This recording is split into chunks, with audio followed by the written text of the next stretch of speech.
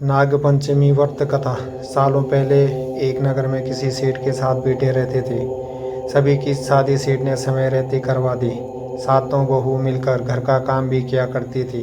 उन सभी में से सेठ की सबसे छोटी बहू खूब संस्कारी थी। एक दिन यूं ही काम करते हुए घर की बड़ी बहू ने अपनी देवरानियों से कहा कि घर को लीपने के लिए मिट्टी नहीं है, जंगल जाकर मिट्टी लानी होगी। जेठानी के ऐसा कहते ही सभी उसके साथ घर लीपने के लिए मिट्टी लाने के लिए निकल गए। सभी खुरपी से मिट्टी निकाल ही रहे थे कि तभी सबसे बड़ी वाली बहू को एक नाग नजर आया। उसे मारने के लिए जैसे ही बड़ी वाली बहू ने खुरपी उठाई, वैसे ही सबसे छोटी बहू ने कहा, जेठानी जी, इसे मत मारिए, इसकी कोई गलती नहीं है, जंगल तो इसका घर है। अपनी देवरानी की बात मानकर उसने नाग को कुछ नहीं किया। तभी उस छोटी बहू ने नाग से कहा कि आप एक जगह पर अलग से बैठ जाइए, हम तब तक मिट्टी खोदते हैं, फिर आपके पास आएंगे। इतना कहकर सभी मिट्टी निकालने लगे और कुछ देर बाद वो घर चले गए। सभी के दिमाग से नाग वाली बात निकल गई थी। अगले दिन छोटी बहू को अचानक से याद आया कि उसने नाग को इंतज़ार करने के लिए कहा था। वो तुरंत अपनी सभी जेठानी को अपने साथ लेकर नाग के पास चली गई। वहाँ देखा तो वो नाग उन सभी के इंतज़ार में उसी जगह पर बैठा हुआ था। नाग को देखते ही छोटी बहू ने प्यार से कहा, भैया, कल हम लोग आपके पास आना भूल गए थे, उस बात के लिए आप हमें माफ़ कर दीजिए।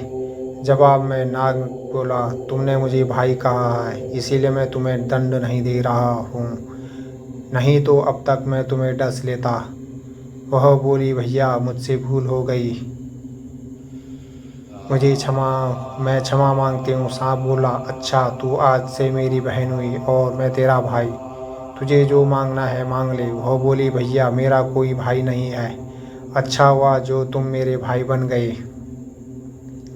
कुछ समय बीतने पर वह सर्प मनुष्य का रूप लेकर उसके घर आया और बोला कि मेरी बहन को भेज दो। सब हैरान हो गए क्योंकि सभी यही जानते थे कि उसके तो कोई भाई ही नहीं था। तो सर्प बोला, मैं इसका चचेरा भाई हूँ, बचपन में ही बाहर चला गया था। ऐसा सुनकर घर के लोगों ने छोटी बहू को उसके साथ भेज दिया। उसने मार्ग में बताया कि मैं वही सर्प हूँ, इसीलिए तू डरना मत और जहाँ भी चलने में कठिनाई हो वहाँ मेरी पूँछ पकड़ लेना। छोटी बहू उसके कहे अनुसार उसके घर पहुँच गई। वहाँ के धन्य ऐश्वर्य को देखकर वह चकित हो गई।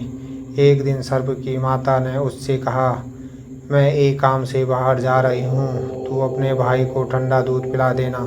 लेकिन छोटी बहू को ये बात ध्यान नहीं रही और उसने गलती से सर्प को गर्म दूध पिला दिया, जिससे उसका मुंह जल गया। यह देखकर सर्प की माता बहुत क्रोधित हुई, परंतु सर्प के समझाने पर शांत हो गई। तब सर्प ने कहा कि बहन को अब उसके घर भेज देना चाहिए। तब सर्प और उसके पिता ने उसे बहुत सा सोना, चांदी, जवाहरात, वस्त्र, आभूषण आदि देकर उसके घर पहुंचा दिए। इतना ढेर सारा धन देकर बड़ी बहू ने ईर्ष्या से कहा, तेरा भाई तो बड़ा धनवान है, तुझे तो उससे और भी अधिक धन लाना चाहिए।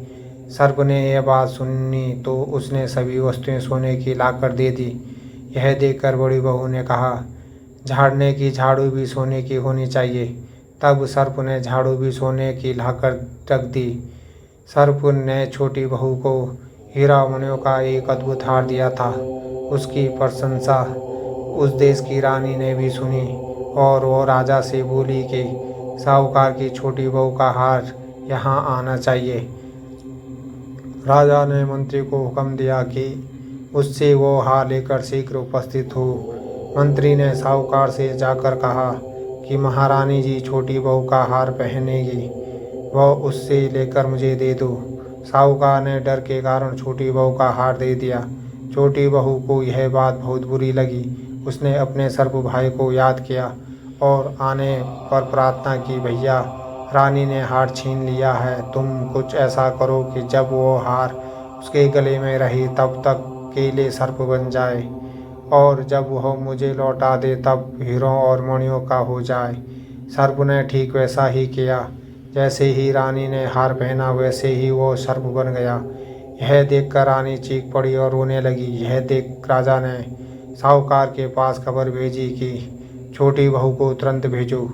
साहूकार डर गया कि राजा न जाने क्या कहेंगे। वे स्वयं छोटी बहू को साथ लेकर उपस्थित हुए। राजा ने छोटी बहू से पूछा, तुमने क्या जादू किया है? मैं तुझे दंड दूंगा। छोटी बहू बोली, राजन धृष्टता क्षमा कीजिए, यह हार ही ऐसा है कि मेरे गले में हीरे और मणियों का रहता है और दूसरे के गले में सर्प बन जाता है। यह सुनकर राजा ने वो सर्प बना हार उसे देकर कहा, अभी पहन कर दिखाओ। छोटी बहू ने जैसे ही उसे पहना वैसे ही हार हीरे मणियों का हो गया। यह देखकर राजा को विश्वास हो गया और उसने प्रसन्न होकर उसे ढेर सारी मुद्राएं पुरस्कार में दी। छोटी बहू घर लौट आई।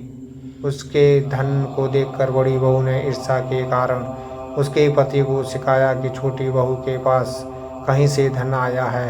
यह सुनकर उसके पति ने अपनी पत्नी से पूछा कि सही बता, यह धन तुझे कौन देता है? तब उसने सर्प को याद किया। बहन को मुश्किल में फंसता देख उसी समय सर्प वहाँ प्रकट हुआ और कहने लगा, जो मेरी बहन के आचरण पर संदेह करेगा तो मैं उसे खा लूँगा। यह सुनकर छोटी बहू का पति प्रसन्न हुआ और उसने सर्प देवता का सत्कार किया। ऐसी मान्यता है कि उसी दिन से नागपंचमी का त्यौहार मनाया जाने लगा और स्त्रियां सर्प को भाई मानकर उसकी पूजा करती हैं। आपको पोस्ट कैसी लगी? अगर अच्छी लगी तो चैनल